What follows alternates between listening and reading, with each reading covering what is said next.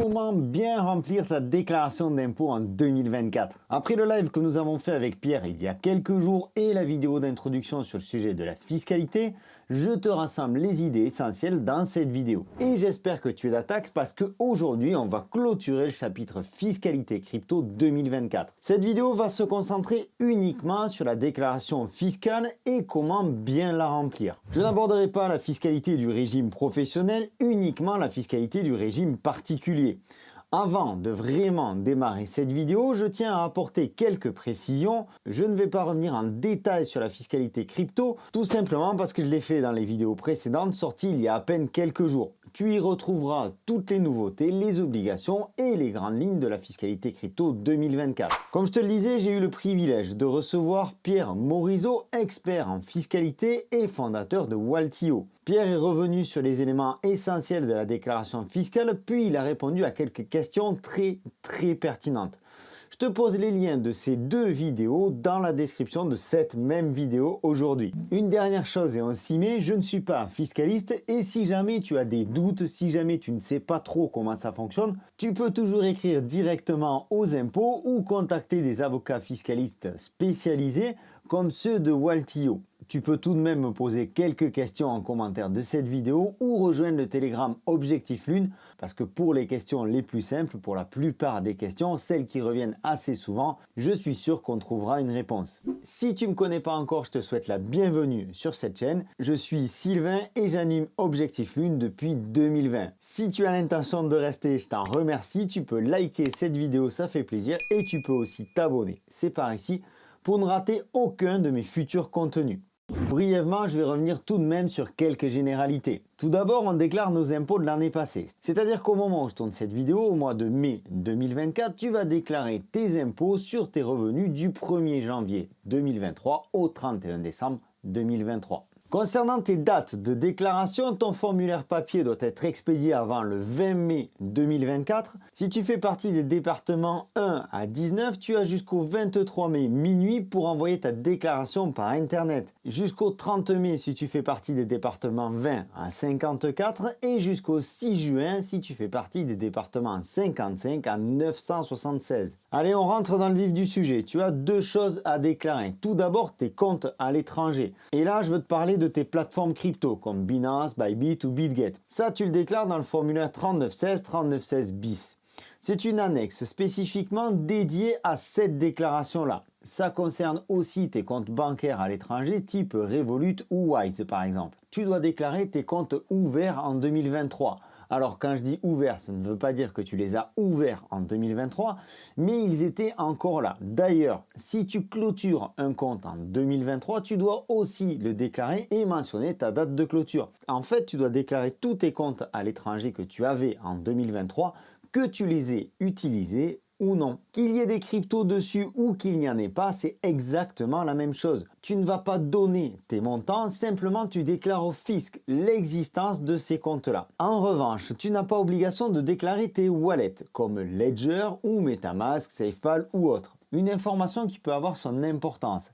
Si tu oublies de déclarer l'un de ces comptes, tu encours jusqu'à 750 € d'amende par compte. Allez, je te montre rapidement comment remplir ce formulaire. C'est le plus simple, même si tu vas voir que j'utilise un outil qui me simplifie grandement les recherches. Donc tu le vois sur cet écran, déclaration par un résident d'un compte ouvert, détenu, utilisé ou clos à l'étranger ou d'un contrat de capitalisation, etc., etc. Tu vas devoir tout d'abord donner ton identité, c'est-à-dire ton nom, ton prénom. Ensuite, si tu as plusieurs comptes sur le même foyer fiscal, eh bien tu dois le déclarer aussi.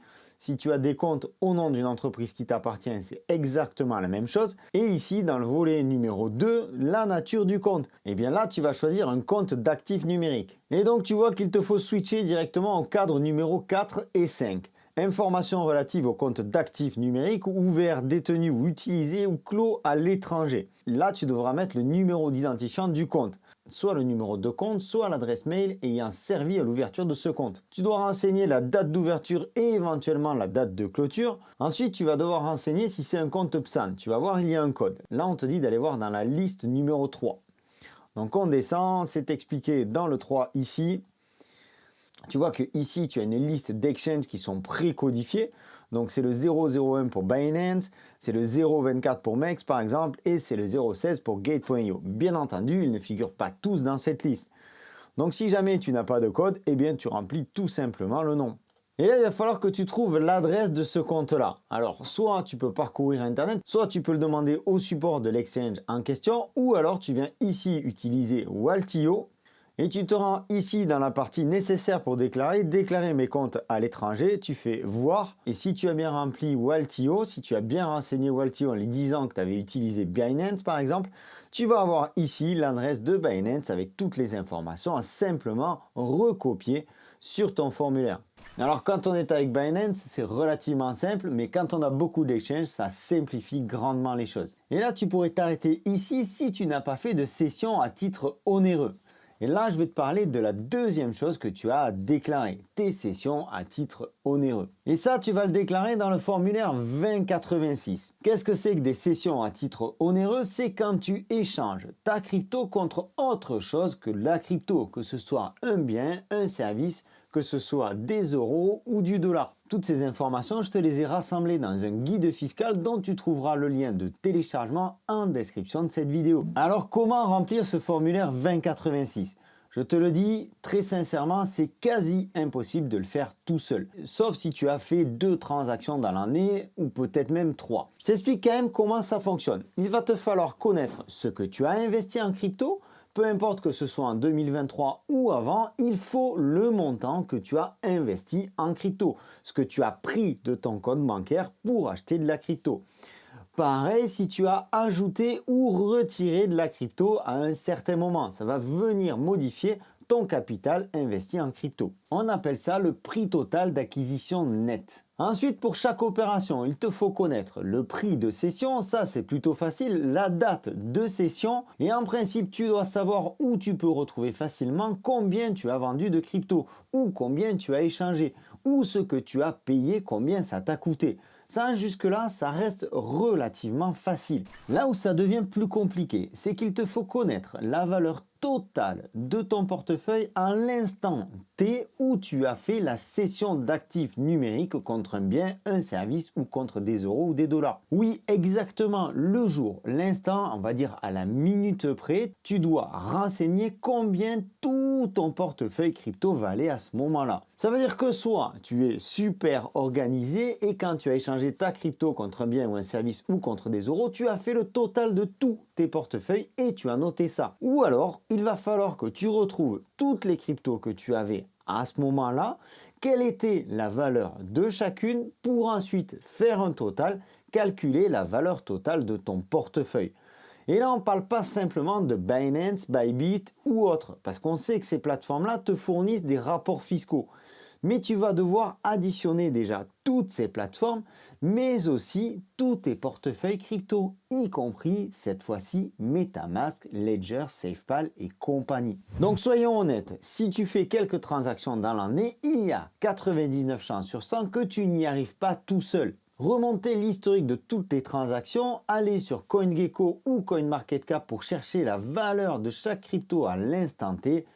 Excuse-moi, mais je pense que c'est vraiment impossible. Sauf, comme je le disais, si tu as tout anticipé et que tu as tout noté, dans ce cas-là, je te tire mon chapeau et tu as mon plus grand respect. Bon, ben là, tu n'as pas trop le choix, tu as plusieurs outils sur le marché et en ce qui me concerne, j'utilise Waltio depuis maintenant plusieurs années. Et j'en suis, je dois te le dire, pleinement satisfait. Tu vas connecter Waltio à tes exchanges via une clé API qui permet uniquement la lecture de ton compte.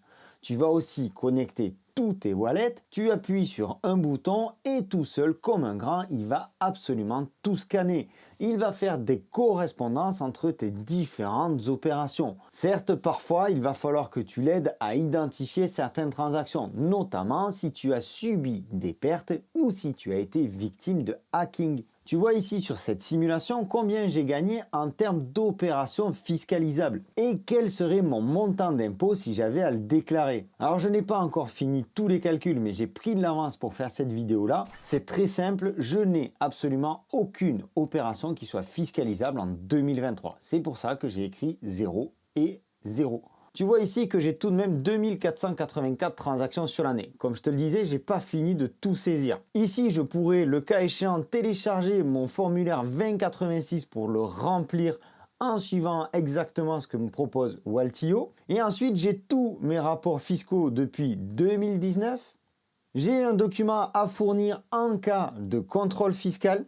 Et également, j'ai ce document-là qui est une nouveauté cette année, un rapatriement bancaire. Tu sais que parfois, selon la provenance des fonds, que ce soit ta banque ou certaines plateformes crypto, ils vont te demander de justifier la provenance.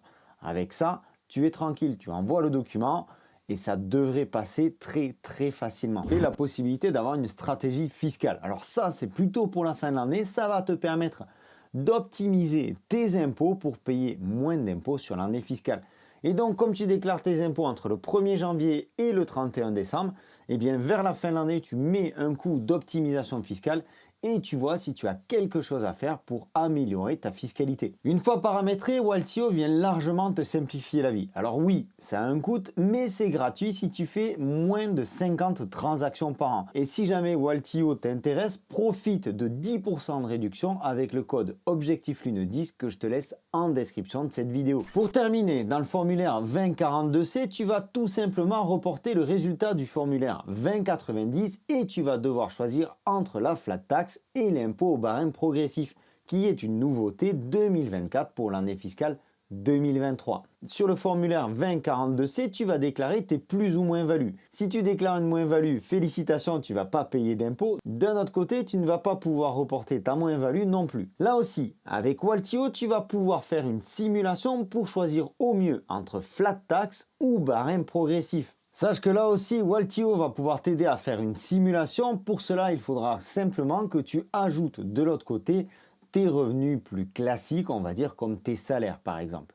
Jusqu'à il y a 3 ans, la déclaration fiscale crypto était pour moi une grosse prise de tête. Aujourd'hui, j'ai pris l'habitude d'utiliser cet outil. Comme je te le disais, il y a d'autres solutions, mais c'est peut-être pas pour rien que Waltio est leader sur le marché français aujourd'hui. J'espère que les éléments que je t'ai apportés dans cette vidéo auront éclairci quelque peu ta fiscalité pour 2024. C'était Sylvain pour Objectif Lune. Tu peux laisser bien entendu tes questions si elles ne sont pas trop pointues en description de cette vidéo-là. Je t'invite à liker, à partager la vidéo, abonne-toi, ça soutient la chaîne.